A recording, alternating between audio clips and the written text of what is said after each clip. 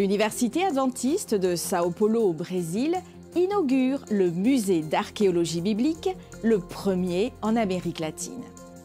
Une campagne d'évangélisation au Nigeria conduit des milliers de personnes au baptême. Des femmes de 10 districts se réunissent lors de la rencontre annuelle à Taïwan autour du discipulat. ADRA équipe et forme les familles dans la production de jardins biologiques. Ces histoires et d'autres nouvelles pleines d'espoir, maintenant sur ANN.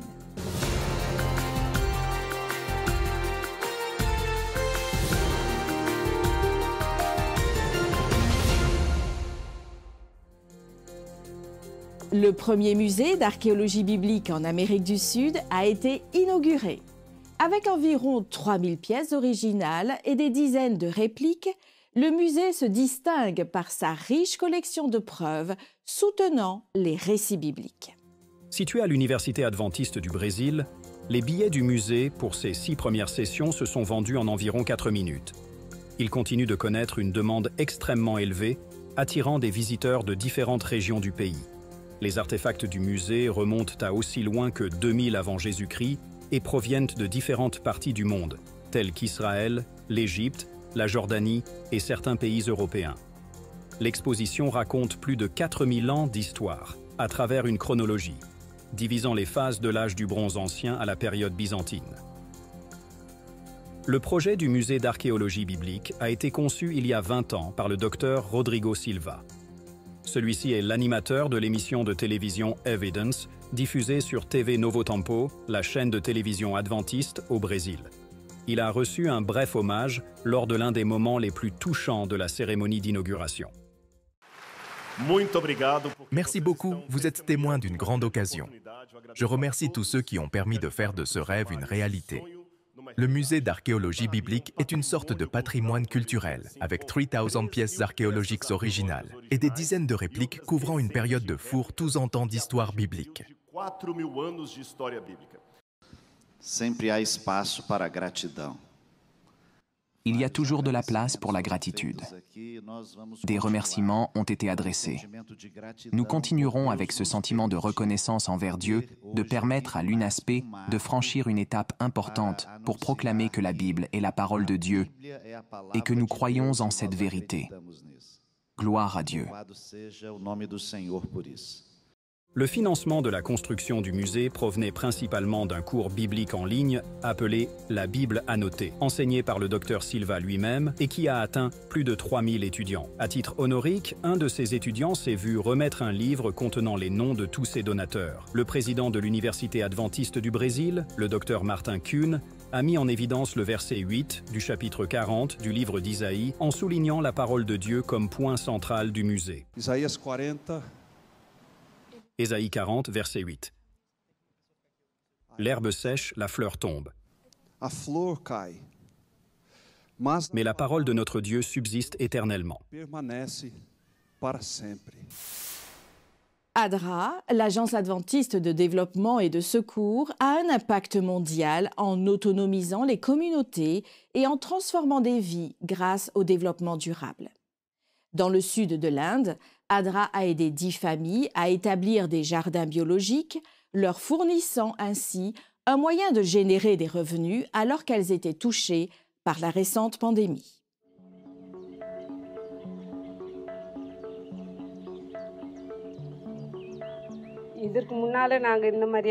Nous n'avons jamais jardiné comme ça auparavant. Malgré cela, ADRA nous a tout appris. Ils nous ont appris comment cultiver. Nous avons fait comme ils ont dit. Tomates, aubergines, fèves, courges amères, maïs. Tout nous était utile. Pendant la pandémie de COVID, il nous était difficile d'accéder à la nourriture. Mais ADRA nous a aidés en fournissant des fonds pendant 3 mois. Ensuite, nous nous sommes interrogés sur l'après. Et ADRA nous a présenté l'agriculture domestique. Je n'ai appris l'agriculture biologique que grâce à l'enseignement de ADRA.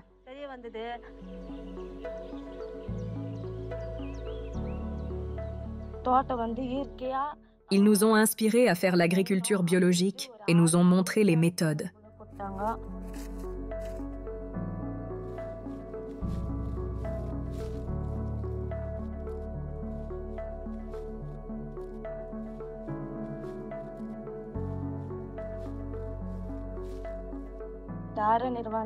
Nous avons reçu beaucoup d'aide de ADRA. Ils ont pris nos défis comme les leurs. Ils nous ont beaucoup aidés et pour cela, je suis reconnaissante. Découvrez l'essence de la mission de notre Église à travers des perspectives diverses au sein de notre communauté. Voici quelques réflexions sur ce que signifie prêcher l'Évangile. Être impliqué dans la mission, c'est être intentionnel chaque jour, tout le temps. Être un instrument, c'est simplement, lorsque tu peux faire quelque chose que tu aimes, prendre soin des gens et aussi avoir l'espoir en Jésus. Être engagé dans la mission pour moi, c'est être utile pour les autres. Être impliqué dans la mission signifie être présent dans la communauté, être impliqué et être là quand les gens ont besoin de vous. Être engagé dans la mission consiste à donner des études bibliques. C'est très important pour amener les gens à Christ. Être engagé dans la mission signifie me trouver dans des situations où je suis avec des gens qui ne me ressemblent pas. Être engagé dans la mission signifie être capable de rencontrer des gens de la communauté, d'identifier leurs besoins et simplement créer du lien entre personnes de la communauté. S'engager dans la mission pour moi, c'est créer des espaces pour que les jeunes s'impliquent dans l'Église. Ce que cela signifie pour moi d'être en mission. Pour moi, c'est d'être avec les enfants de mon Église. Depuis 20 ans, je m'implique dans l'école du sabbat et les explorateurs. Et cela me procure de la joie et m'aide à rester connecté avec Dieu. S'engager dans la mission signifie répandre les bonnes nouvelles sur la personne de Dieu. S'impliquer dans la mission, c'est ma vie. En tant que conseiller juridique, j'aide l'Église à éviter les ennuis. Donc mon objectif principal est de m'assurer que tout le monde peut s'impliquer en restant focalisé sur la mission. Être engagé dans une mission signifie rencontrer Jésus là où il est déjà à l'œuvre et vivre une expérience avec lui dans la vie de l'étranger que je rencontre. Que signifie pour vous être engagé dans une mission? Cela signifie que je partagerai Jésus-Christ avec tous ceux que je rencontre, en commençant par ma famille. Pour moi, cela signifie être là où je peux apprendre à connaître d'autres personnes, leurs besoins. Donc ce n'est pas orienté vers moi, mais vers les autres. Lors de la réunion de fin d'année de la division transeuropéenne, l'accent a été mis sur l'importance pour chaque membre de s'impliquer personnellement dans la diffusion de la parole de Dieu. Voici quelques autres informations à ce sujet. Ce que cela signifie pour moi d'être en mission, cela signifie m'engager activement auprès des autres, pas nécessairement parler de Christ, mais c'est être là dans leur espace, en offrant de l'aide et en étant un ami. Pour moi, la mission signifie parler de Jésus à n'importe qui de quelque manière que ce soit. Si ça passe par un gâteau que je vais offrir en disant simplement « je t'aime », c'est s'engager. Une campagne d'évangélisation au Nigeria entraîne plus de 5000 baptêmes. La campagne Almost Home, dirigée par le pasteur Christopher Holland de Hope Channel International, a eu lieu à Port Harcourt, au Nigeria, et visait à répandre l'espoir dans un monde troublé. Elle a abouti à 5645 baptêmes dans 2210 centres de réception dans l'est du Nigeria, dont 1010 baptêmes à Port Harcourt. Des séductions sont à venir sur cette terre qui balayeront le monde entier et tromperont beaucoup. Matthieu 24 dit « qui tromperont, si possible, même les élus ».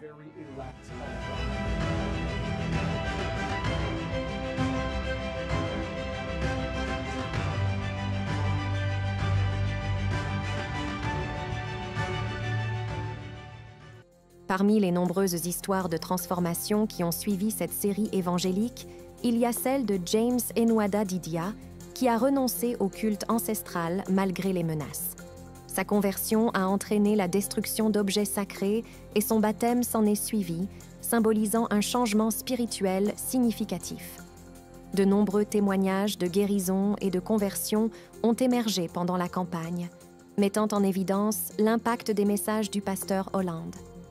La campagne a également attiré l'attention de divers médias et de personnalités influentes, mettant en avant l'impact de cet événement. Malgré les défis, le succès de ces rencontres dans l'engagement des membres dans la prière et la mission a été reconnu et célébré, renforçant l'impact des ministères des médias et l'engagement à diffuser le message de Dieu. Comment la croyance de l'Église adventiste dans le second avènement du Christ nous aide-t-elle à discerner les signes des temps dans notre contexte mondial actuel? Comment notre espoir en cet événement futur nous inspire-t-il à vivre avec un but, de l'amour et de l'anticipation? Voyons cela avec Franck Hazel et Kaldi Parocci, qui sont rejoints par leur invité Michael Sokupa pour explorer la 24e croyance fondamentale de l'Église adventiste du 7e jour. Pourquoi la seconde venue est-elle le point culminant de l'Évangile? Des idées? Je pense que lorsque nous parlons du début de l'Évangile, beaucoup de gens pensent que l'Évangile commence dans le Nouveau Testament. En réalité, il commence dans le tout premier livre de la Bible, l'Ancien Testament, dans la Genèse. En Genèse 3, verset 15, nous avons le premier message de l'Évangile. Ensuite, ce message culmine avec cette espérance bénie de la venue prochaine de Christ. Tout ce qui se passe entre-temps est l'œuvre de Dieu pour restaurer notre monde à cet état original. Ainsi, en Tite 2, nous trouvons cette expression très précise, la bienheureuse espérance.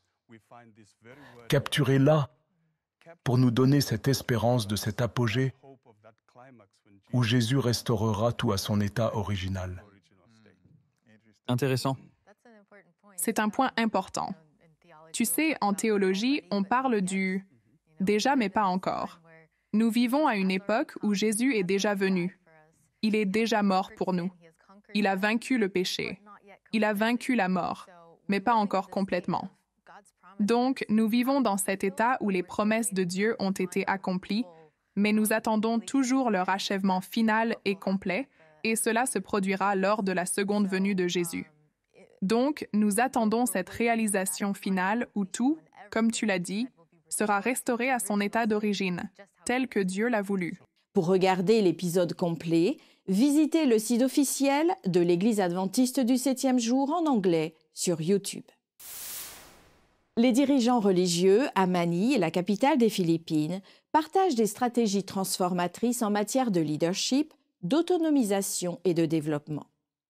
Ils ont présenté des stratégies efficaces sur faire des disciples des jeunes laïcs. Au-delà des concepts théoriques, les pasteurs ont souligné les étapes pratiques pour investir activement dans le potentiel de la jeune génération. Cela inclut faire confiance à leurs capacités et favoriser un sentiment d'objectif commun. Le leadership à Manille insiste sur l'importance de guider les jeunes esprits dans leur quête de sens et de but, contribuant ainsi non seulement à leur croissance personnelle, mais aussi à leur développement spirituel. En tant que disciples, nous devons inviter ces personnes à découvrir leur sens et leur but, qui sont enracinés en Dieu. Parmi les stratégies mises en œuvre à Manille, aux Philippines, figure la réévaluation de la dynamique des petits groupes, encourageant les participants à explorer des approches innovantes pour un engagement et une connexion plus efficaces. Peut-être que vous êtes familiarisé au concept de lieu tiers. Un lieu tiers n'est pas votre lieu, ni leur lieu. C'est un lieu où vous pouvez les rencontrer, comme un centre d'influence, un parc, un restaurant, un café ou même une salle de sport. Nous en avons plusieurs comme ceux-ci. Cela implique de nourrir un individu pour qu'il suive les traces de Jésus, accepte ses enseignements et devienne un agent de changement dans sa famille, sa communauté, en bref, un futur faiseur de disciples potentiels. Les dirigeants mettent également en avant l'utilisation de la technologie et de l'implantation d'églises comme des outils stratégiques pour la croissance et l'expansion de la communauté. Pour ce qui est de répondre à l'appel, nous visons à implanter de nouvelles églises pour répondre aux besoins spirituels des communautés de notre région et augmenter l'implication de nos membres d'église. Le succès des efforts repose sur l'efficacité de la formation de disciples. en tant que catalyseur pour motiver les pasteurs et les membres laïcs à participer activement à ce programme, surtout pour atteindre les jeunes esprits sécularisés à Manille, aux Philippines. L'Université Advent Health à Orlando, en Floride, obtient une importante subvention de l'État pour améliorer l'équipement de simulation de son programme de soins infirmiers. Tom Johnson nous en dit plus. Ici Tom Johnson. J'ai une nouvelle importante à vous annoncer concernant les études en soins infirmiers de l'Université Advent Health, qui vient de recevoir une importante subvention de l'État pour l'achat de matériel de simulation. Nous parlons de 574 000 $ provenant du nouveau fonds de l'État de Floride, appelé Linking Industry to Nursing Education, ou LINE. Le système de soins de santé d'Advent Health s'engage également à égaler la subvention. Les fonds seront utilisés pour acheter des équipements de simulation supplémentaires pour former nos futurs infirmiers. L'hôpital adventiste au Mexique est reconnu comme une institution compatissante pour son programme de chirurgie oculaire gratuite. Pendant le 15e Congrès mondial des valeurs, la Charte de la compassion, une organisation internationale opérant dans plus de 50 pays, a reconnu l'hôpital La Carlota comme une institution compatissante. Pour les dirigeants de l'hôpital, cette reconnaissance est une validation de leurs initiatives en faveur de la communauté et s'aligne parfaitement avec la mission et les valeurs fondamentales de l'institution. Récemment, la campagne de chirurgie ophtalmologique gratuite de l'hôpital a permis de restaurer la vision et d'améliorer la qualité de vie de 70 personnes souffrant de problèmes de cataracte et de rétinopathie. Cette initiative chirurgicale de 3 jours, organisée à l'Institut de la vision de l'hôpital La Carlota, comprenait 40 chirurgies de la cataracte et 30 traitements rétiniens. De plus, 120 autres chirurgies de la cataracte ont été programmées gratuitement pour l'avenir, offrant de l'espoir à de nombreuses personnes confrontées à ces affections. Une équipe dévouée d'experts spécialisés de l'Institut de la vision a généreusement donné de leur temps et de leur expertise. Au Chili méridional, la visite d'un colporteur à une femme âgée qui avait reçu un livre qui avait changé sa vie il y a 50 ans a déclenché un renouveau spirituel. Cette rencontre l'a finalement conduite à accepter Christ et à se faire baptiser. L'évangélisation par la littérature, la distribution de porte-à-porte de littérature chrétienne et sur la santé pour soutenir des étudiants à l'université joue un rôle essentiel dans ce voyage transformateur qu'effectuent de nombreuses personnes dans le monde entier. Quand on sort pour colporter, on ne sait jamais à quoi s'attendre. Ce jour-là, j'avais passé littéralement toute la journée à frapper aux portes et aucune ne s'était ouverte, jusqu'à ce que j'arrive chez Sœur Marie et qu'elle m'ouvre. J'étais là avec mes livres. Je suis arrivée au parc où je pouvais lui montrer la tragédie des siècles et elle semblait tout de suite enchantée. Plus tard, j'ai appris que c'était un livre qu'elle avait déjà lu il y avait plus de 50 ans. J'ai rencontré un colporteur et je me suis intéressée aux livres sur la médecine et à la tragédie des siècles. Ce livre m'a beaucoup intéressée parce qu'il parle de l'histoire depuis le début du monde jusqu'à notre époque où le conflit est à son apogée.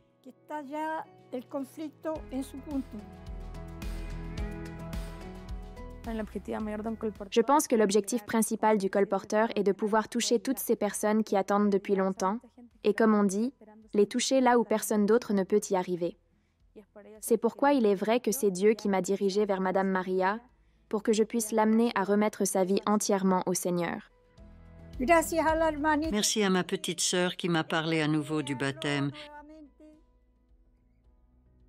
et autres choses qui m'ont fait réfléchir.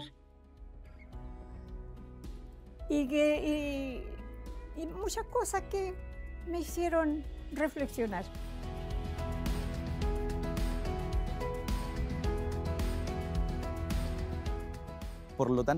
En tant que colporteurs, nous essayons de voir dans chaque foyer des candidats pour le royaume des cieux.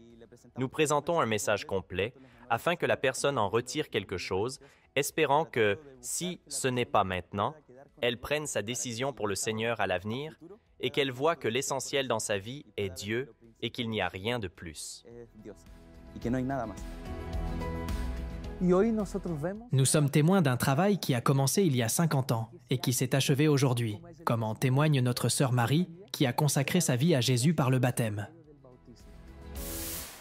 Dans un engagement à autonomiser les femmes, raviver la foi et faire avancer le service chrétien, l'Église à Taïwan a organisé l'édition 2023 de la Conférence des dirigeantes. La Conférence 2023 des femmes leaders de Taïwan, organisée par les ministères des femmes de l'Église adventiste du 7e jour, a mis l'accent sur l'autonomisation des femmes en tant que disciples de Jésus. Tenue à l'Université adventiste de Taïwan, la conférence visait à rehausser la valeur des femmes et à leur permettre de pratiquer le service chrétien. Plus de 80 femmes de 10 districts de la Fédération de Taïwan étaient présentes. Le thème « Je suis une femme que Dieu peut utiliser » a été exploré à travers des messages et de la musique, mettant l'accent sur la joie, le service et la liberté. L'événement s'est conclu par des prières de consécration et un engagement à toucher le monde par l'amour du Christ. Au cœur des troubles de la Révolution mexicaine, Salvador Marchisio, un missionnaire pionnier, a persévéré malgré des défis pour établir la première église adventiste du 7e jour du Mexique. Bienvenue dans Pionniers de l'espoir, où nous explorons des histoires remarquables comme la sienne.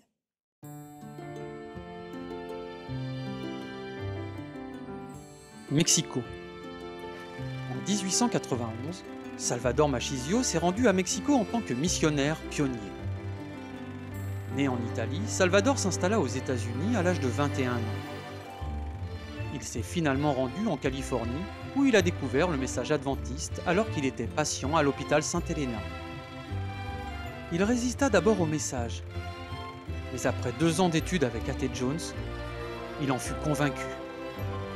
Il est retourné en Italie pour partager le message avec sa famille, mais il a été rejeté. Il est retourné aux États-Unis où il a ressenti l'appel de Dieu à transmettre ce message au Mexique. À ses propres frais, il s'est rendu à Mexico en 1891, dans l'espoir de vendre des exemplaires de la grande controverse. Il s'est vite rendu compte que les riches n'achetaient pas de livres religieux qui n'étaient pas approuvés par le prêtre, et que les pauvres n'avaient pas les moyens d'acheter des livres même s'ils savaient lire. De plus, les livres étaient en anglais.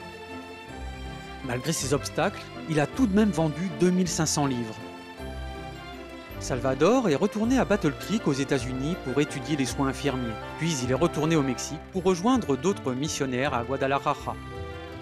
En 1899, il est retourné à Mexico. Salvador a suivi la méthode de ministère de Jésus. Il a appris aux gens à construire des maisons et à préparer de meilleurs repas. Il aidait les malades et enseignait le message adventiste. Au cours de sa mission, Salvador a été collecteur, ouvrier biblique, traducteur et pasteur. Il est resté pendant la Révolution mexicaine et a été capturé et menacé par les soldats des 2 camps. Il a persévéré parce qu'il était déterminé à transmettre un message d'espoir au peuple mexicain. Grâce à son influence, la première église adventiste du 7e jour au Mexique a été fondée en 1899 par George Washington Cavines. Il y a plus de 120 ans, à Tacubaya, dans la banlieue de Mexico. Aujourd'hui, le Mexique compte plus de 9000 églises et entreprises, et quelques 800 000 adventistes du 7e jour. Ce qui signifie qu'il y a un adventiste pour 163 habitants. Aux missionnaires pionniers comme Salvador Marchisio, nous disons gracias. Merci d'avoir suivi ANN. Rejoignez-nous la semaine prochaine pour plus de nouvelles du siège de l'Église adventiste du 7e jour. Saviez-vous que l'Église adventiste du 7e jour a une chaîne YouTube où vous pouvez regarder ANN Vidéo, ANN in Depth et plein d'autres vidéos étonnantes sur la prophétie, la santé et l'étude de la Bible? Cliquez sur le bouton « S'abonner » pour ne jamais manquer une nouvelle vidéo. Vous pouvez également nous laisser un commentaire ou un sujet de prière, car une équipe prie pour vous 24 heures sur 24 et 7 jours sur 7. Avant de nous quitter, voici une bonne nouvelle tirée d'Ecclésiaste au chapitre 11 et au verset 5. Comme tu ne sais pas quel est le chemin du vent, ni comment se forment les os dans le ventre de la femme enceinte. Tu ne connais pas non plus l'œuvre de Dieu qui fait tout. Ainsi s'achève notre programme de cette semaine. N'oubliez pas que vous pouvez toujours visiter adventiste.news/fr pour des nouvelles quotidiennes et des vidéos. À la semaine prochaine pour d'autres nouvelles de foi, d'amour et d'espérance. Que Dieu vous bénisse.